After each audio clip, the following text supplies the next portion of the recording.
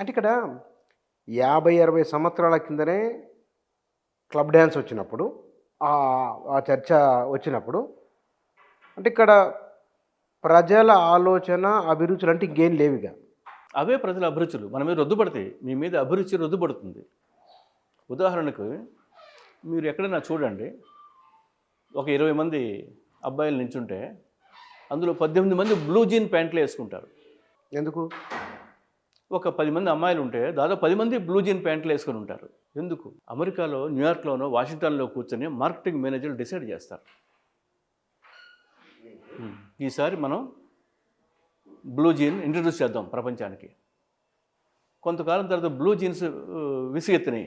ఒక 20 ఏళ్ళకి torn jeans అందాం, చింపేద్దాం సరదాగా, చొక్కాలు చింపేసేద్దాం, ఫ్యాషన్ అందాం. చచ్చినట్టు వేసుకుంటున్నాం, వేసుకోవట్లే మనం. మహోన్నత భారతీయ సంస్కృతి, హిందుత్వ విలువలు, బ్లూ జీన్స్ ప్యాంట్లు, అదేంటి అలా మన దేశం అలా ఉండకూడదు. మన సంస్కృతి గొప్పదని చెప్తున్నాం కదా. మన హిందూయిజం చాలా గొప్పది, ప్రపంచాన్ని గైడ్ చేసి అని చెప్తున్నాం కదా. మరి మన వాళ్ళందరూ, మీ పిల్లలు, నా పిల్లలు కూడా బ్లూ జీన్స్ ఎందుకు వేసుకుంటున్నారు? మన మీద అభిరుచి రుద్దబడుతుందని చెప్పడానికి చెప్తున్నా. ఓకే, అభిరుచిని వాళ్ళు రుద్దుతారు. వాళ్ళ మార్కెటింగ్ వ్యూహం అది. వాళ్ళ లక్షల కోట్ల లాభాల కోసం చేస్తారు. అమెరికా వాళ్ళు, యూరోప్ వాళ్ళు చెప్పిన మందే మనం తాగుతాం ఇక్కడ. ఇవాళ మనం తాగే మందు, తినే ఫుడ్, కేఎఫ్సీ చికెనే తినాలి, ఇంకో చికెన్ బాగోదు. కేఎఫ్సీ అద్భుతంగా ఉంటుంది టేస్ట్, ఎందుకంటే లాభాలను అమెరికాకి వెళ్ళాలి. ఓకే, అంటే మార్కెటింగ్ దాంట్లో పడిపోతున్నానే.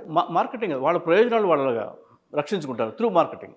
ఇక్కడ మనం సోషల్ మీడియాలో వ్యక్తుల అభిప్రాయాలను అంటే విలువలతో ఉన్నామని వారు అనుకోవచ్చునేమో, కానీ ఇవాళ ఏ మాట కామాట ఏది మంచో ఏది చెడో కూడా జనానికి తెలుసు, తెలియకుండా అంత ఏం లేరు. ఒకరి జీవితం మీద, ఒకరి మీద చాలా సునాయాసంగా, సులభంగా కామెంట్లు చేయడం, ఏదో ఒకటి అంటే కనుక వాళ్ళు కడుక్కోలేక ఎన్నో ఇబ్బందులు పడుతున్నారు కదా. దీన్ని ఎట్లా డిఫైన్ చేయాలి? దీన్ని డిఫైన్ చేసేది ఏం లేదండి. మన సమాజం అలాంటిది. నేను మళ్ళీ రెండోసారి చెప్తున్నాను, ఈ వెనుకబడిన సమాజాలకు ఉండే విషాదం ఇది. ఇతరుల వ్యక్తిగత జీవితాల గురించి డిస్కస్ చేసుకోవడం, హేళనగా మాట్లాడుకోవడం, చులకనగా అనటం అనేది మనకు అలవాటు, మెజారిటీకి అలవాటు అది. ఇంకొకటి సార్, అమెరికాలోనో లేదా యూరోప్ దేశంలోనో మన హీరోయిన్ డ్యాన్స్ చేస్తున్నప్పుడు ఎవరూ నిలబడి చూడరు. వాళ్ళు వెళ్తూ చూసుకుంటూ వెళ్ళిపోతుంటారు, ఏదో జరుగుతుంది ఇక్కడ అని. కానీ మన దగ్గర రేపు షూటింగ్ అనగానే ఇవాళ పోయి ఉంటారు అక్కడ చూడడానికి. ఎందుకు ఇట్లా? ఇప్పుడు సోషల్ మీడియాలో కూడా అదే కనబడుతున్నది. వ్యక్తిగత విషయాలు వచ్చినప్పుడు కానీ ఇంకేదైనా దాంట్లో అతుక్కొని పోతున్నారు గంటలు గంటలు. ఏ స్వభావం ఇది? ఏ మానసికమైన ప్రవర్తన ఇది? ఇది మనకు చాలా సహజమైందండి. ఇది మనకిది ఈ చౌకబారుతనం కానీ, దిగజారుడు వ్యవహారాలు కానీ చాలా మామూలు మన సొసైటీలో. దీనికి ఆశ్చర్యపోవాల్సింది ఏమీ లేదు.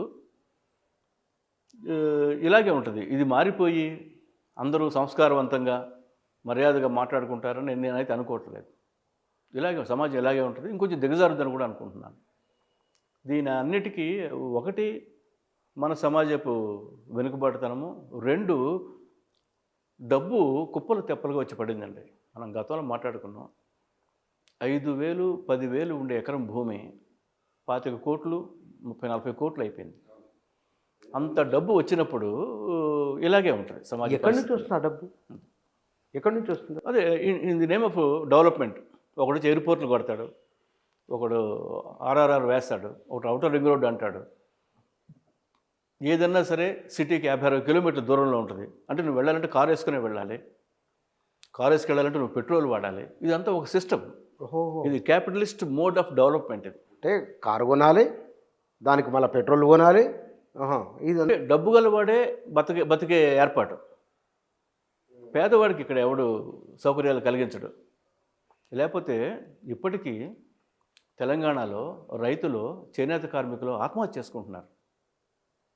మహారాష్ట్రలోని విదర్భ అనే ఒక్క ప్రాంతంలో కొన్నేళ్ల క్రితం 3 లక్షల మంది రైతులు ఆత్మహత్య చేసుకున్నారు. 3 లక్షలు? కోవిడ్ టైంలో ఎంతమంది రైతులు ఢిల్లీలో ప్రదర్శనలు చేసి, ఊరేగింపులు చేసి, ప్రొటెస్ట్ చేసి, కాల్పుల్లో చచ్చిపోయి, ఎంతమంది ఇళ్ళకి నడిచి వెళ్ళి చచ్చిపోయారు. వాళ్ళందరూ పేదవాళ్ళే. వాళ్ళకి సంబంధించి ప్రజాస్వామ్యము, ఈ పెట్టుబడిదారు ఏమీ చేయదు. డబ్బు గల వాళ్ళకే సౌకర్యాలు. ఈ సిస్టమ్ ఇంకా అలాగే ఉంటుంది. అంటే కార్ క్లాస్, నువ్వు ఒక విల్లా ఉండాలి, ఒక కారు ఉండాలి, నీకు. మీ ఇంట్లో ఏసీ ఉండాలి, ఫ్రిడ్జ్ ఉండాలి, వాషింగ్ మెషిన్ ఉండాలి, లేటెస్ట్ కిచెన్ ఎక్విప్మెంట్ ఉండాలి. అటువైపే సమాజం వెళ్తుంది. అంటే మెజారిటీని ఎప్పుడూ పట్టించుకోదు. మెజారిటీ ప్రజలు పేదరికంలో, నిరక్షరాస్యతతో, జబ్బులతో, ఆడవాళ్ళకి డెలివరీ సౌకర్యాలు లేకుండా, గ్రామాల నుంచి వాళ్ళని హాస్పిటల్కి పట్టుకురావడానికి తగిన రోడ్లు లేని దుస్థితి ఇండియాలో ఇప్పటికీ ఉంది.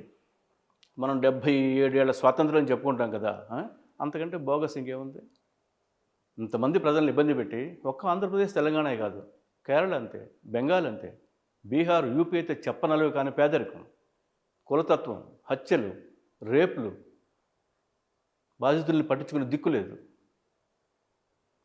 కనుక కొత్తగా మనం ఈ సమాజాన్ని చూసి ఆశ్చర్యపోవాల్సింది, షాక్ తినాల్సిందే లేదు. ఇంతే విషాదంగా ఉంటుంది. ఈ కన్నీళ్ళకి అంతు లేదని నేను అనుకుంటున్నాను. ఎక్కడో దగ్గర ఆగాలిగా, ఎక్కడో దగ్గర ఆగాలి కదా. ఎక్కడ ఆగాలి, ఎవరు ఆపాలి, ఎట్లా? ఇదంతా ఈ పెద్ద పెద్ద వ్యాపారస్తులకి లాభాలు సంపాదించే సిస్టమ్ అండి ఇది.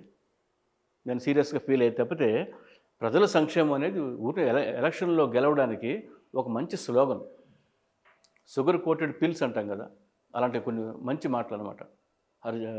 మాలోళ్ళకి సహాయం చేస్తాం, మాదిగల్ని ఆదుకుంటాం, సాలీల్ని, రైతుల్ని, మహిళల్ని, పేదవాళ్ళని ఆదుకుంటామని ఇవి బోలు మాటలు.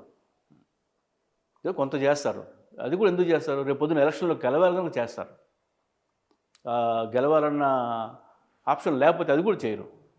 ఆ భయంతో, ఓడిపోతామన్న భయంతో చేస్తారు కొద్దో గొప్ప. కానీ నాకు ఒకటి అనిపించింది, ఇక్కడ రాజకీయ నాయకులు మీరు ఒక మాట అన్నారు, మన దేశంలో కొత్త వంగడాలకు సంబంధించిన ఒక వార్త ఉన్నది, తెలంగాణ రాష్ట్రానికి వస్తున్న పెట్టుబడులకు సంబంధించిన వార్త ఉన్నది. కానీ ఫోన్ ఆన్ చేయగానే ట్రెండింగ్లో ఇవన్నీ ఉన్నాయి. ఇందాక మనం ట్రెండింగ్లో ఉన్నాయి ఇవన్నీ, ట్రెండింగ్లోకి వచ్చేసినాయి ఇవన్నీ. అంటే పబ్లిక్ కూడా వారి జీవితానికి సంబంధించిన, వారి ఇల్లుకు సంబంధించిన, ఆహారానికి సంబంధించిన ఇవి కూడా ఎందుకు ఆలోచన చేయడం లేదు సార్? మిగతా వాళ్ళంటే ఎవరు చేసింది, వీళ్ళ జీవితం కదా. దీన్ని ఒక అమెరికన్ ఇంటలెక్చువల్ ఒక ఆయన మ్యానుఫ్యాక్చరింగ్ కన్సెంట్ అనే బుక్ రాశాడంటే. మ్యానుఫ్యాక్చరింగ్ కన్సెంట్ నోమ్ చోమ్స్కీ అనే ఆయన. అంటే మన అభిప్రాయాన్ని వాళ్ళు తయారు చేస్తారు. మన అభిప్రాయం తెలియజేసుకోవడం కాదు, అభిప్రాయాన్ని తయారు చేస్తారు. మన అభిప్రాయాన్ని వాళ్ళు మ్యానుఫ్యాక్చర్ చేస్తారు. ఆయన రాసింది అదే. రామోజీ చేసిన పని అదే అంటున్నా.